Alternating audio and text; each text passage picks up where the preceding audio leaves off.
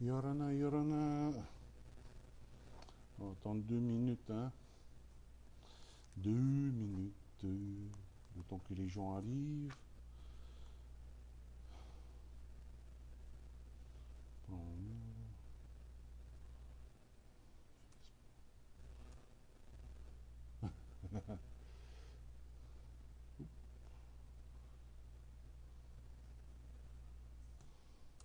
On va attendre 1 minute, le temps que les gens arrivent. Et ensuite, c'est parti. Voilà. Comment ça va aujourd'hui? Alors, encore 30 secondes, hein.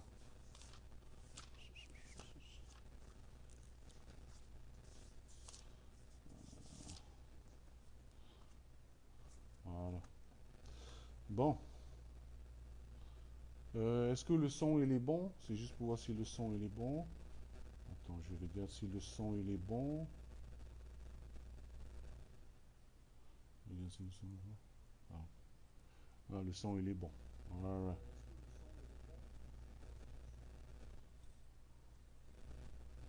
Ok, c'est parti, hein. Je vais commencer par une prière et ensuite on va commencer notre étude, hein.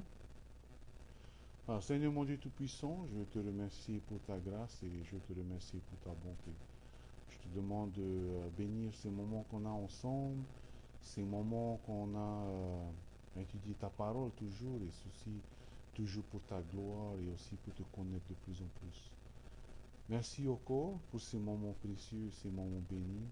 Je te demande de me bénir et de m'aider durant ces moments-là, de pouvoir bien véhiculer le message que tu nous as donné, que tu m'as donné aussi, et de bien expliquer ta parole. Bénis les autres personnes qui sont de l'autre côté de l'écran et aussi aide-les aussi à les faire comprendre de la même manière dont tu m'as fait comprendre. Voilà, que ton nom soit glorifié durant ces moments-ci, que encore dans le nom de Jésus-Christ. Amen. Voilà, il y en a. Mais bon. Voilà. Donc aujourd'hui, 2 Corinthiens, hein. On va étudier 2 Corinthiens. 2 Corinthiens, bon. 2 Corinthiens a été écrit. Déjà le contexte, comment on peut voir le contexte? Il faut voir déjà quand Paul arrive à Corinthe, hein, il vient prêcher à Corinthe. Les, les chrétiens, les gens qui sont en Corinthe, ne connaissent pas encore la parole de Dieu. Parce que les évangiles, en fait, n'ont pas encore été écrits. En fait, dans le Nouveau Testament, le premier livre qui a été écrit est le livre de Jacques. Le premier livre qui a été écrit dans le Nouveau Testament a été écrit 46 ans après la naissance de Jésus-Christ. Donc peut-être à peu près 10 ou 15 ans après l'ascension. Hein? 10 ou 15 ans après l'ascension. Ensuite, 57 ans après Jésus-Christ, là est venu 2 Corinthiens. Là où Paul a écrit l'épître aux Corinthiens, hein, 2 Corinthiens. Donc ça c'est 57 après Jésus-Christ. L'année 57 après Jésus-Christ. Les premiers évangiles, hein, vous connaissez l'évangile, Matthieu, Marc, Luc et Jean. Matthieu a été écrit 60 ans après Jésus-Christ, donc 3 ans après le livre des Corinthiens. Et il y en a Noël. Marc a été écrit 61 ans après Jésus-Christ. Le livre de Luc a été écrit 67 ans après Jésus-Christ. Et le livre de Jean, l'évangile de Jean a été écrit 80 ans après Jésus-Christ. Donc c'est juste pour dire qu'en fait, les gens ne connaissaient pas vraiment l'évangile. Ils ne connaissaient pas l'évangile. Sûrement ces juifs, c'est comme les juifs, c'était les premiers chrétiens. Ces juifs avaient juste peut-être entendu un aperçu de qu'est-ce qui était. Mais quand Paul vient et enseigne et apporte l'évangile à Corinthe, il faut se mettre à l'idée qu'ils ne connaissent rien de l'évangile. Pas comme nous, hein. Par exemple, quand on ouvre la Bible, nous on ouvre la Bible, qu'est-ce qu'on voit dans le Nouveau Testament? On voit Matthieu, on voit Marc, Luc, Jean, Actes, hein. Vous connaissez tous les... Voilà. Donc quand on arrive à 1 Corinthiens, on commence à comprendre, ah, c'est pour cela qu'il dit ci, c'est pour cela qu'il dit ça. Mais les chrétiens de Corinthe ne connaissent rien. la première chose dont ils entendent parler de Jésus, c'est quand Paul arrive à Corinthe, hein. Voilà, donc ça c'est vraiment l'idée. Et il ne faut pas oublier, comme on a étudié le livre de l'épître au 1er Corinthiens, c'est que eh, voilà, why are there many churches? Why are there many churches? Voilà, pourquoi il y a... Bon, je vais répondre à la fin. Il me pose une question. Pourquoi il y a tellement d'églises, hein? I'll answer at the end. Voilà, donc un Corinthien arrive. Voilà, n'oubliez pas à Corinthe, c'était un endroit où les gens, c'était un peu comme le Las Vegas, hein, de l'Europe en ce temps-là, hein. Et là-bas aussi, comme je vous ai dit, il y avait à peu près 1000 prostituées chaque nuit qui descendaient dans la ville de Corinthe et qui faisaient leur truc pour avoir de l'argent pour le temple d'Aphrodite.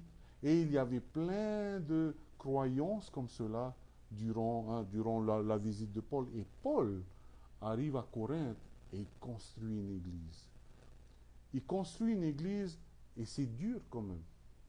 Parce que ces personnes-là ont vécu la débauche pendant des années et d'un coup comme ça, ils arrivent et quelqu'un leur dit, maintenant que tu veux vivre comme Christ, tu ne dois plus vivre comme ce que le monde dit, hein. Maintenant que tu vis pour Christ, maintenant que tu veux être un chrétien, tu ne dois plus vivre comme le monde te demande de vivre. Et c'est pour cela que Paul, en fait, écrit 4 livres, 4 épîtres aux Corinthiens. 2 livres, 2 épîtres aux Corinthiens, 2 épîtres écrits aux Corinthiens n'ont pas encore été trouvés.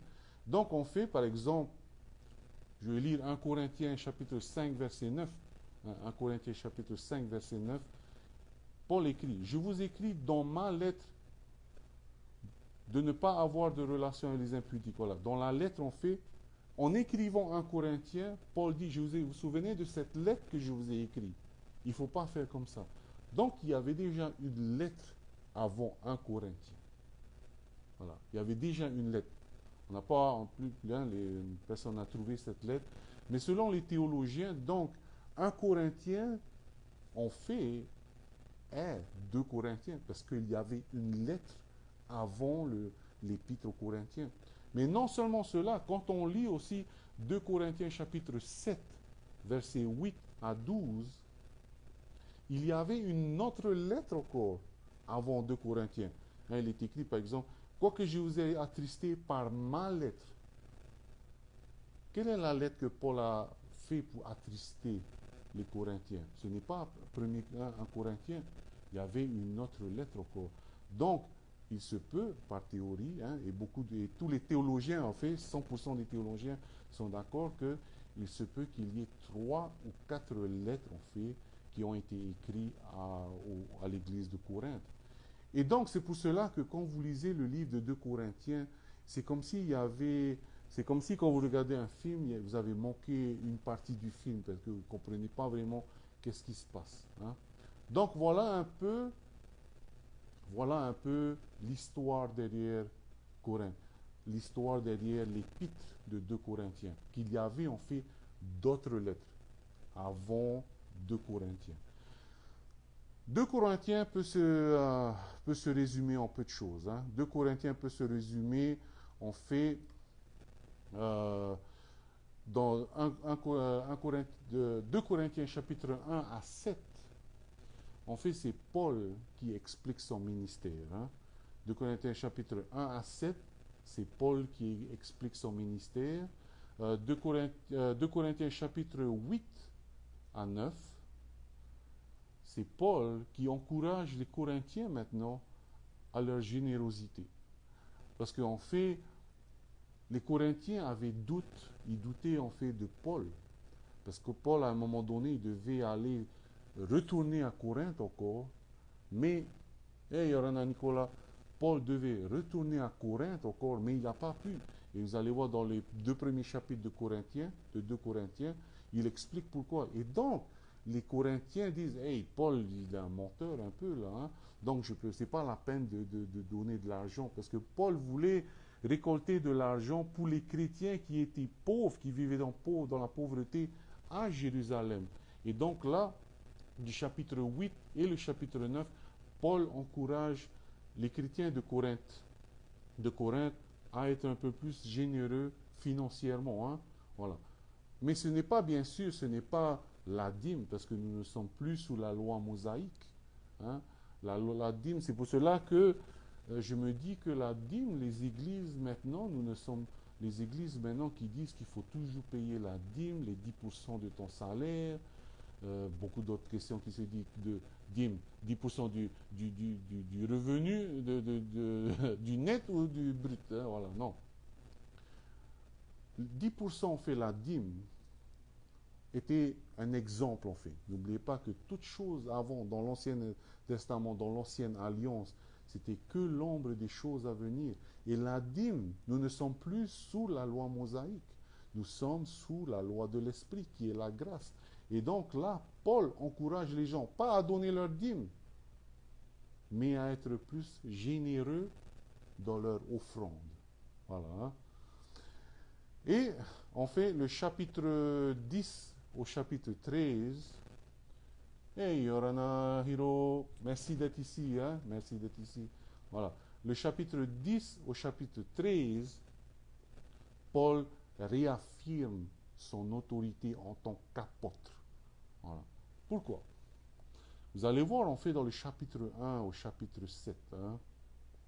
Le chapitre 1 au chapitre 7, que Paul aussi fait référence, en fait, voilà, en fait, c'est dans le chapitre, c'est un exemple, hein, mais il explique d'entre le chapitre 1 au chapitre 7.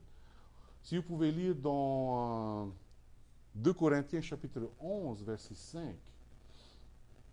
2 Corinthiens chapitre 11, verset 5.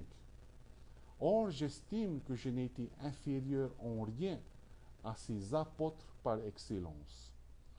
Dans d'autres traductions, dans d'autres significations, en fait, c'est Paul qui disait, je ne suis pas en fait inférieur à ces, dans le grec, ces super apôtres. Hein, ces super apôtres. Voilà. Paul dit, non, non, non, je ne suis pas inférieur à ces super apôtres. Qu'est-ce que ça veut dire? C'est qu'en fait, en Corinthe, il y avait des gens qui étaient super apôtres, qui se disaient mieux que Paul. Vous allez voir dans le chapitre 1 à 7, beaucoup de Corinthiens aussi, Paul est en train de défendre aussi son ministère et qui dit que son ministère est véridique parce qu'il prêche l'évangile, le vrai évangile, la sainte doctrine et la croix. Ces super apôtres, en fait, comme on peut dire, ce sont des bons parleurs. Et Paul dit, tu reconnais en fait un bon apôtre. Et dans notre temps maintenant, hey France, Yorana, merci de venir. Hein? Alors, Paul réfère alors maintenant avec ces personnes. Dans notre temps à peu près, qu'est-ce qu'on peut relier un peu à notre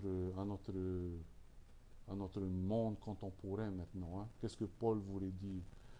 C'est que vous pouvez reconnaître en fait un bon pasteur, hein, parce que maintenant il n'y a plus d'apôtres. Hein.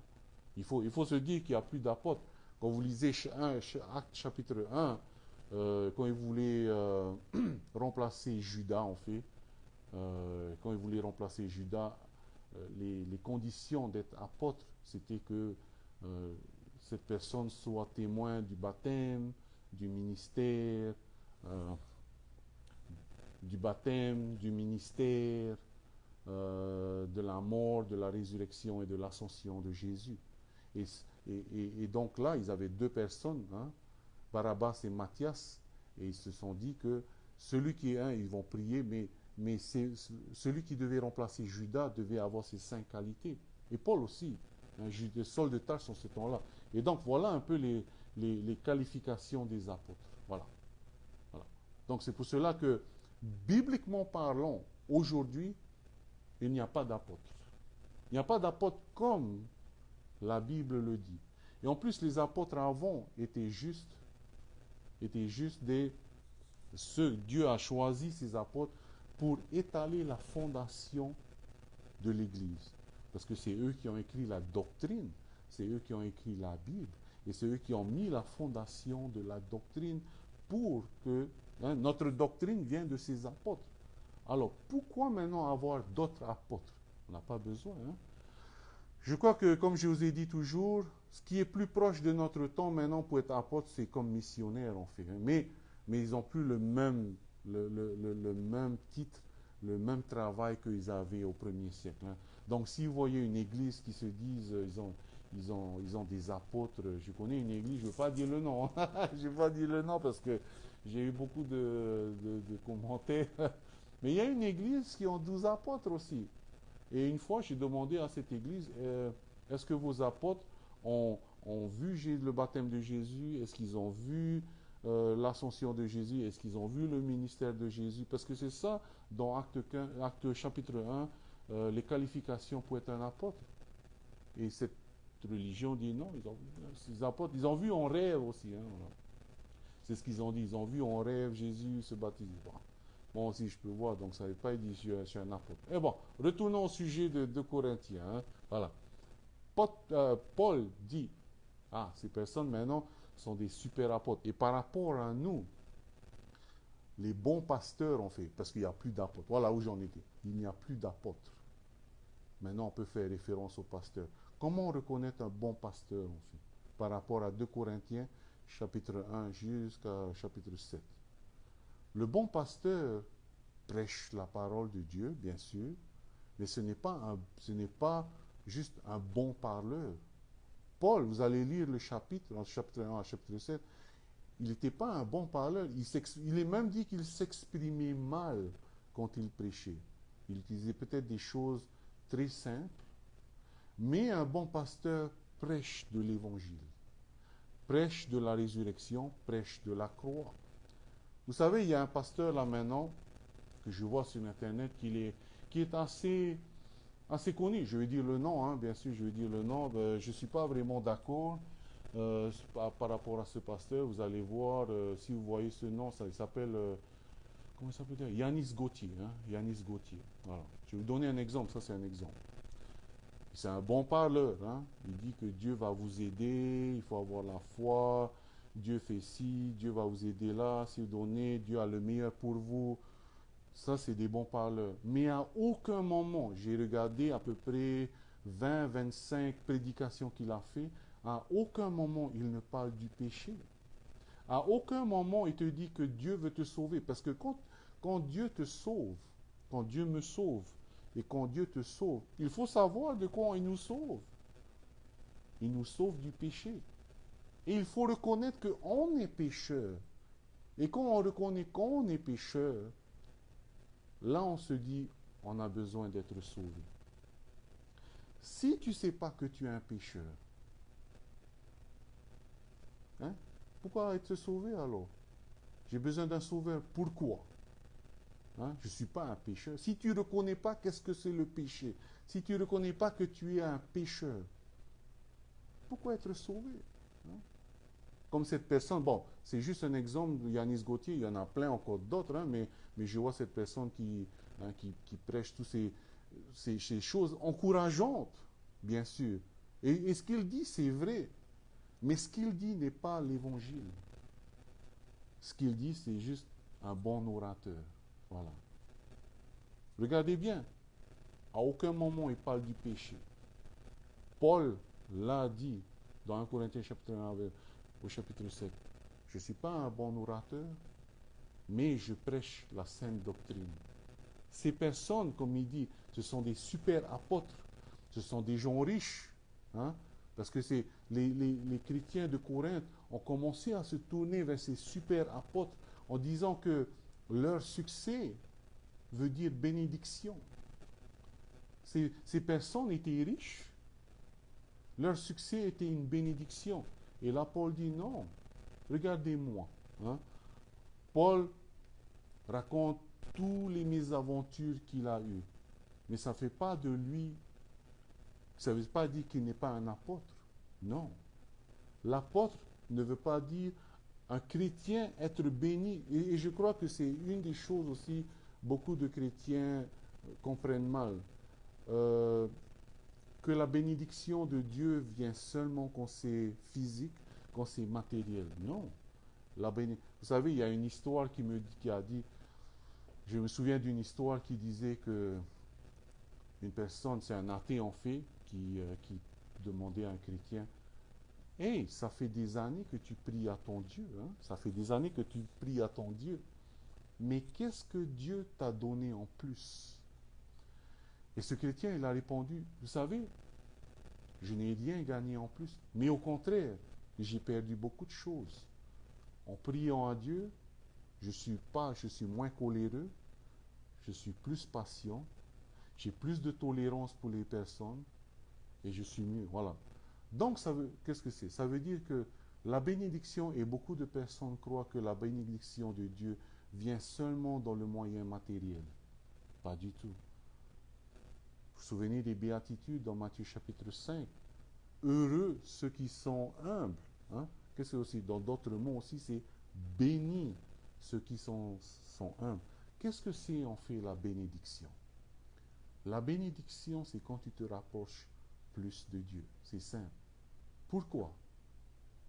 Parce que l'éternité est bien plus récompense. C'est plus grande récompense. Et plus tu te rapproches de Dieu, plus tu te rapproches de Jésus, sur cette terre, spirituellement, tu te rapproches plus près de Dieu encore. Ici, ce moment ici, c'est juste un investissement pour les cieux. Ce n'est pas la peine de dire que Dieu ne me bénit pas parce que j'ai qu'une petite maison, j'ai que si, j'ai pas beaucoup de choses matérielles. Non. Et là, dans les Corinthes, en revenant au sujet encore, les Corinthiens, désolé, hein, les Corinthiens commençaient à se tourner vers ces super apôtres parce qu'eux, ils étaient riches, ils étaient de bons orateurs et ils commençaient à douter l'apôtre Paul parce que Paul, qu'est-ce qu'il faisait? Il faisait des tentes. Il faisait des tentes, il parlait mal, et il est toujours, si on devait décrire dans notre jargon maintenant, il était malchanceux, hein, il avait plein de choses, il était persécuté partout, on le jetait dehors, et même quand il s'est converti à Dieu, même les pharisiens ne voulaient plus le voir. Mais Paul se dit quand même qu'il est béni. Voilà. Et c'est une bonne leçon pour nous, en fait. Que vraiment, qu'est-ce que c'est la bénédiction? La bénédiction de Dieu. Parce que notre richesse, si vous êtes chrétien, hein, si vous êtes chrétien, je suis chrétien, si vous êtes chrétien aussi, votre bénédiction n'est pas sur cette terre. Votre bénédiction est au ciel. Et donc, cette terre, en fait, c'est comme un investissement pour vos richesses au ciel. La Bible dit, ne vous attardez pas sur ces choses qui sont en bas. Attardez-vous sur les choses qui sont en haut. Comment plaire à Dieu? Comment est-ce que je peux me rapprocher plus de Dieu? Comment être plus mature? Comment grandir spirituellement? Vous savez, aujourd'hui, comment aussi mesurer votre maturité spirituelle? Demandez-vous un peu. Comment mesurer votre maturité spirituelle? J'ai une petite mesure. La maturité spirituelle peut vous dire, c'est vous dire aussi, qu'est-ce qui vous fâche le plus vite? Hein? De temps en temps, c'est juste une personne qui vous coupe dedans. Vous pouvez chanter dans la voiture des chansons de Dieu et tout d'un coup, quelqu'un qui vous coupe devant et ça y est, vous avez changé, grossièreté, blablabla. Bla, bla. Voilà, ça, c'est pas une maturité spirituelle. Hein? La maturité spirituelle, c'est plus tu es patient, long à la colère. Voilà. Et donc, là, Paul rappelle, hein, parce que comme je vous ai dit, il y a 3 parties dans 2 Corinthiens. Chapitre 1 à 7, c'est Paul qui explique son ministère, le ministère de la croix, le ministère de Jésus. Tout est toujours focalisé sur Jésus. Toute la Bible, de Genèse à Apocalypse, c'est centré sur Jésus. Voilà. Donc, quand vous lisez la parole de Dieu, ne dites pas que, je ne comprends pas, toujours, la focalisation de tout le monde, c'est Jésus. Et donc, il faut toujours trouver Jésus. Chapitre 1 à 7, c'est Paul qui explique son ministère de la croix et de Jésus. Chapitre 8 à 9 et 9, c'est Paul qui demande à une générosité plus encore, une plus grande générosité. Et le reste, 10 à 13, c'est Paul qui réaffirme son autorité. Voilà. Hein. N'oubliez pas, un bon pasteur, un pasteur biblique, il y a de bons pasteurs, il y a de beaux parleurs partout. Mais un pasteur biblique est un pasteur qui est toujours focalisé sur Jésus, est un pasteur qui est toujours focalisé sur la croix. Regardez bien, il y en a des pasteurs qui sont de bons parleurs. Et de temps en temps, les bons parleurs, c'est comme si un peu tu manges de la barbe à papa tout le temps. Oui, c'est sucré, c'est bon, mais ça dissout vite dans la bouche. Ça, c'est pas de la bonne nourriture. La bonne nourriture spirituelle, c'est quelque chose que tu peux prendre, où il y a toutes les vitamines dedans. C'est un pasteur qui t'enseigne la Bible. C'est quelqu'un qui te dit, voilà ce que la Bible t'enseigne, et voilà ce que la Bible doit te donner dans la vie. Et là est le ministère de Paul. Les autres super apôtres, ou comme on dit, les apôtres par excellence, ce sont juste des beaux parleurs. Voilà. Hein. Voilà un peu, je ne vais pas tout faire, parce que on fait le chapitre, le reste, c'est très technique, voilà, hein, c'est un peu difficile, donc on va pas entamer ça aujourd'hui. Hein, voilà. J'espère que... Ah oui, une question, là qui m'a posé la question vite fait. Pourquoi il y a tant d'églises? Hein, why are there, there's one Bible, why are there so many churches? Voilà, il y a juste une Bible, et pourquoi il y a tant d'églises? C'est simple, c'est comme les apôtres. Paul a son style d'apporter l'évangile, Pierre a son style d'apporter l'évangile, Jean a son style, voilà. Mais si tous sont focalisés sur la croix, si tous sont focalisés sur la résurrection, nous sommes tous un corps. Voilà. Bon, les autres églises, je ne parle pas alors des cultes, hein, voilà. Hein. Je ne vais pas nommer parce que sinon on fait plein de commentaires encore. Hein. Voilà. Mais sinon, par exemple, je vais vous donner un exemple. Moi, par exemple, moi, j'aime bien les cultes où il n'y a pas beaucoup de gens. Hein. Même si ici, on a des cultes où il y a 20 000 personnes. Mais moi, je suis plutôt réservé. J'aime bien où il y a juste 50 personnes, 20 personnes. Mais là où le pasteur explique bien la Bible. Vous voyez, c'est comme s'il est en train de mâcher. Il est en train de mâcher la viande pour toi. Il est en train de décortiquer. J'aime bien ces églises-là. Hein. Pas trop de monde. Voilà. Ça, c'est mon style. Hein. Voilà. Il y a, par exemple, mon épouse, elle aime bien les endroits où c'est un peu... Et un peu où il y a de la meilleure musique, où le pasteur il est plus... Et aussi, voilà. Hein. Voilà. Mais ça ne veut pas dire qu'on n'a pas la même focalisation sur Jésus. Ça veut juste dire qu'un a son style et l'autre a son style. Donc, pour répondre à ça, pourquoi il n'y a qu'une seule Bible et beaucoup d'églises, ben, c'est que chacun emmène le même message, mais chacun n'a pas le même style pour amener le message. Voilà. Mais souvenez-vous, le message, c'est pas d'avoir de belles paroles. Le message, c'est la croix, c'est Jésus et c'est la résurrection. C'est tout. Si quelqu'un prêche ça, si quelqu'un commence à prêcher ailleurs, commence à raconter leur vie, commence à raconter leur autre chose, et après, à la fin du pourra, tu te dis, c'est quoi déjà le verset qu'on a étudié? Est-ce qu'on a ouvert la Bible? Voilà. Hein. Donc, ça, c'est pas bon. L'apôtre Paul dit, fais attention à ces gens-là. Il dit même, vous allez voir après, qu'il faut quitter ces églises-là. Il ne faut pas se mettre sous le même joug de ces personnes-là. Parce qu'eux, ils ne prêchent pas la parole de Dieu. Nous, on veut la parole de Dieu. Les nutriments, la nourriture qui nous donne, qui nous fait grandir, ça qu'on veut. Pas juste la barbe à papa spirituelle. Ça, c'est bon. Hein. Voilà. Hein. J'ai juste essayé un peu simplifier la première partie de 2 Corinthiens. Hein. Ensuite, on va voir la prochaine fois, dimanche, du chapitre 8 jusqu'à la fin. Hein. Donc, on fait, ça va parler de la générosité de l'Église. Et ensuite, c'est Paul qui réaffirme sa position en tant qu'apôtre. OK? Voilà. Hein. Je vais faire une dernière prière et ensuite, je vais vous laisser pour ce soir. Merci beaucoup d'être ici au Coran. Ça me fait plaisir que vous soyez toujours, que vous ayez soif de la parole de Dieu. Hein. Voilà. Seigneur mon Dieu Tout-Puissant, que ton nom soit glorifié et que ton nom soit béni. Merci pour cette parole et merci pour ta grâce. Seigneur, aide-nous à reconnaître ta voix, aide-nous à reconnaître qui écouter et aide-nous aussi à comprendre ta parole. Gloire et honneur te soient rendus. Je te demande de bénir le reste de cette soirée et aussi le reste de cette semaine. Merci pour tout, Seigneur. On est là pour ta gloire et aide-nous à te glorifier. Dans le nom de Jésus-Christ. Amen. Allez, que Dieu vous bénisse. Hein?